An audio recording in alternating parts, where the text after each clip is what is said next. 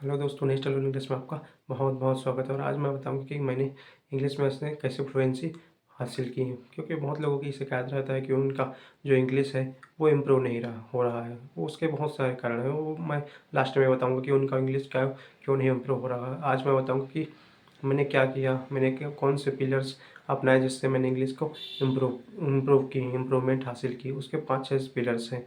पहला तो है ऑक्सफोर्ड का डिक्शनरी लेना है आपको, वो मैं बताता हूँ आपको।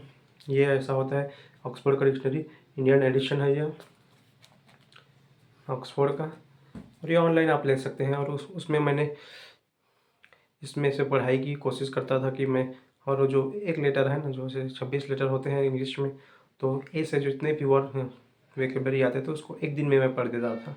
तो आपको भी ऐसा हार्ड वर्क करना पड़ेगा अगर आपको जल्दी परिणाम चाहिए और जल्दी रिजल्ट चाहिए। अगर आपके पास थोड़ा समय है तो थोड़ा कम पढ़ सकते हैं, कोशिश कर सकते हैं कि 1-2 पन्ना पढ़िए रोज़, तो भी आप कवर कर सकते हैं। लेकिन मुझे जल्दी परिणाम चाहिए था, तो मैंने ऑक्सफोर्ड की एक एक लेटर का रोज़ पढ़ देता था मैं। तो 26 दिन में कंप्लीट कर दिया, तो 3 महीने में 3 बार में कंप्लीट कर दिया। ये आपको करना है। फिर दूसरा करना है कि आपको रीडिंग करना है। रीडिंग आप कोई भी पढ़ सकते हैं, जैसे बुक पढ़ सकते हैं। बुक के लिए आप चेतन भगत का बुक पढ़ सकते हैं, जो कि बहुत ही आसान होता है। और कोशिश कर सकते हैं कि न्यूज़ आर्टिकल पढ़ें। मैं द हिंदू का आर्टिकल भी पढ़ता था। जैसे द हिंदू में आर्टिकल पढ़ता था, उसको मैं 3 घंटे में पढ़ता था उस समय, धीरे-धीरे। हालाँकि कुछ समझ में नहीं आता था, लेकिन फिर भी पढ़ा, कभी ना कभी तो समझ में आएगा। और जो वोकैब्युलरी आप पढ़ रहे हैं उसको रिवाइज़ भी करना होता है, तो वहाँ पर आप पढ़ने के द्वारा रिवाइज़ कर सकते हैं। अगर आप पढ़ेंगे नहीं तो वो जो वोकैब्युलरी आप पढ़ रहे हैं वो उसका रिवीजन नहीं होगा, और तो ऐसे में आप भूल जाएँगे जो भी पढ़ेंगे। तो आपको रिवाइज़ भी करना है, तो मैं ऐसे रिवाइज़ करता था, पढ़ता था। जिसको मैं द हिंदू का जो आर्टिकल है उसको 3 घंटे में पढ़ता था लगभग। अभी उसको आधा घंटा और 40 मिनट लेते हैं बस, मैं पढ़ लेता हूँ। क्योंकि अभी मेरा जो इंग्लिश है वो अच्छी हो गई है। हालाँकि मैं और भी इंग्लिश सीख रहा हूँ, इसको एडवांस्ड कर रहा हूँ और एडवांस्ड कर रहा हूँ।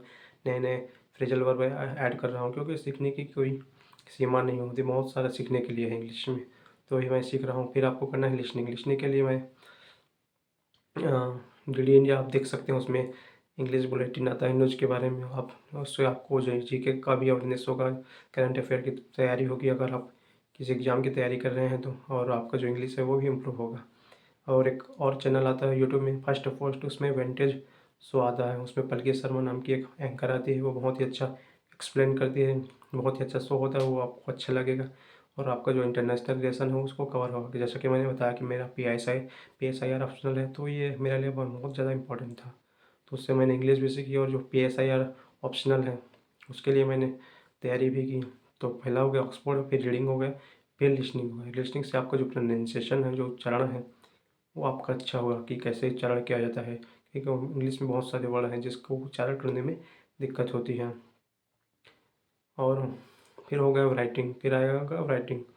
राइटिंग में आपको करना है कि रोज़ कम से कम आधा घंटा लिखना है। कोई भी टॉपिक लिख सकते हैं, ले लिया अपने आप पर लिखिए, अपने डेली एक्टिविटीज़ पर लिखिए। आप रोज़ कुछ ना कुछ करते होंगे कि मैंने आज सुबह उठा, मुँह धोया, नहाया, खाना खाया, फिर कुछ किया, फिर लंच किया, फिर नाइट में डिनर किया, फिर ऐसे सो गया। ऐसे कुछ लिख सकते हैं।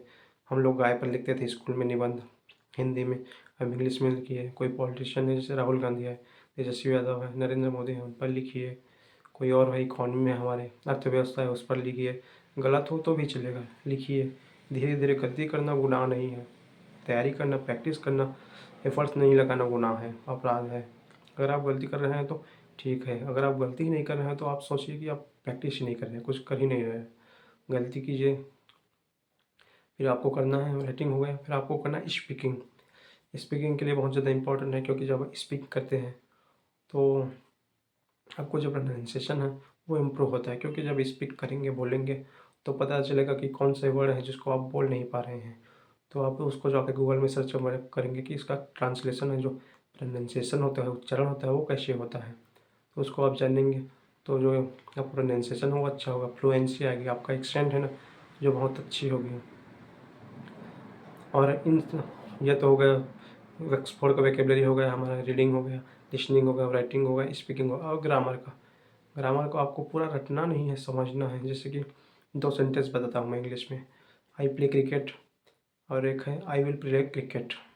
जब तक आप ग्रामर नहीं जानते तब तक आप इसको बता नहीं सकते कि इसका एक्सप्रेशन क्या है, इसका मतलब क्या है। जैसे विल का यूज़ है तो ये फ्यूचर में है, तो आई विल प्ले क्रिकेट मतलब मैं फ्यूचर में क्रिकेट खेलूँगा, ये है इसका मतलब। और वो जो है आई प्ले क्रिकेट, मैं ये मेरा रूटीन को बता रहा है कि मैं क्रिकेट खेलता हूँ। तो इसके लिए सेंटेंस को समझने के लिए कि क्या कर रहा है, कि उसने एक्शन जो है वो पास्ट में कर चुका है या कर रहा है या फ्यूचर में करेगा, इसको समझने के लिए आपको ग्रामर को सीखना बहुत ज़्यादा इम्पोर्टेंट है। इसको रटना नहीं, बस समझना है। जब जब आप रीडिंग करेंगे तो ये हैबिट बन जाएगा, फिर आपको ग्रामर देखने की ज़रूरत नहीं पड़ेगी। जैसे हम लोग मदर टंग में हैं, हमने आज तक ग्रामर नहीं पढ़ी, जैसा कि आप लोग भी जानते हैं, लेकिन हम हमारा जो फ्लुएंसी है वो बहुत ज़्यादा है। जैसे कि मैं हिंदी बोल रहा हूँ, बहुत ज़्यादा फास्ट बोल रहा हूँ, हो सकता है बहुत ज़्यादा स्लो बोल रहा हूँ, लेकिन फास्ट ही बोल रहा हूँ, मैं फास्ट ही बोलता हूँ। तो फ्लुएंसी है, लेकिन मैं ग्रामर नहीं पढ़ी और ग्रामर मुझे आती भी नहीं है, लेकिन मैं सुन सुन के सीख गया हूँ।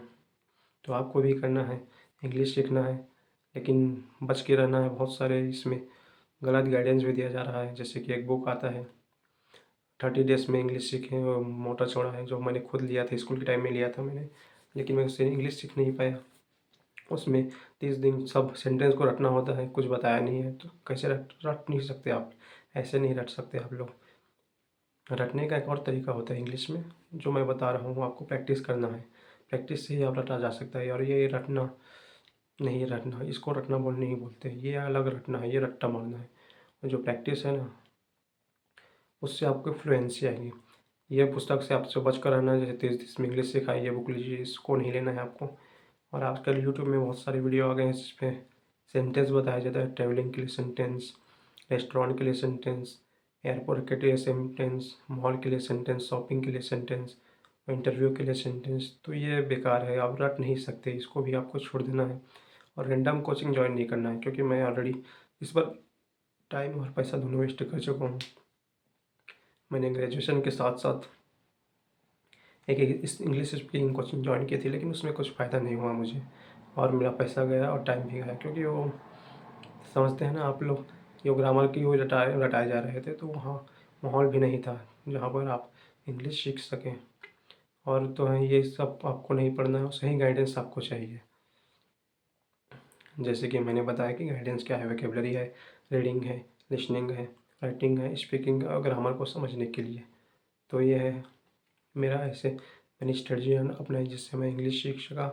और जो आपको गलती है, जो आपको नहीं करने हैं, या किसी के वीडियोस के चक्कर में नहीं पढ़ने हैं ग्रामर, रात दिन ग्रामर, ग्रामर उतना भी ज़्यादा इंपॉर्टेंट नहीं है। क्या इंपॉर्टेंट है मैं इस चैनल पर आपको ज़रूर बताऊंगा। और सेंटेंस को रटना नहीं है, ट्रैवलिंग वाला सेंटेंस, शॉपिंग वाला सेंटेंस, मॉल वाला सेंटेंस, रेस्टोरेंट वाला सेंटेंस, एयरपोर्ट वाला सेंटेंस, इंटरव्यू वाला सेंटेंस, फिर उतने बहुत ज़्यादा सेंटेंस होगा, दोस्तों के साथ सेंटेंस। तो ये रट नहीं सकते हैं आप लोग। रटने का एक और तरीका है, मैं वो प्रैक्टिस से आएगा, वो ऑलरेडी रटा जाएगा, जैसे कि मुझे रटा हुआ है। और कोचिंग ज्वाइन नहीं करें, रैंडम बहुत सारे हैं, उस पर आप पैसा ही बर्बाद करोगे। तो ये आपको करना है कि वोकैबुलरी लेना है, ऑक्सफोर्ड का लेना है, उस पर आपको वोकैबुलरी रोज़ पढ़ाई करनी है, फिर रीडिंग करना है।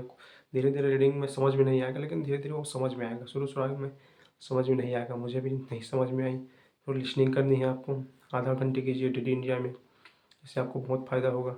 फिर राइटिंग करनी है आपको, आधा घंटा 10 मिनट कीजिए, धीरे धीरे आधा घंटा ले जाइए। फिर उसको ही स्पीकिंग कीजिए, फिर ग्रामर कीजिए।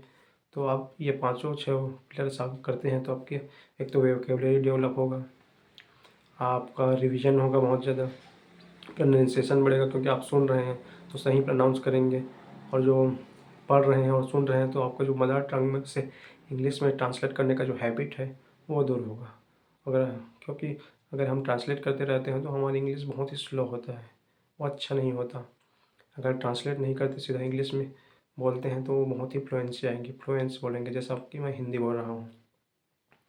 और राइटिंग करेंगे तो हमारी स्पेलिंग अच्छा होगा। राइटिंग करते हुए हम सोचते हैं तो उस पर फ्लुएंसी आएगी, मदर टंग का जो हैबिट है वो बंद होगा।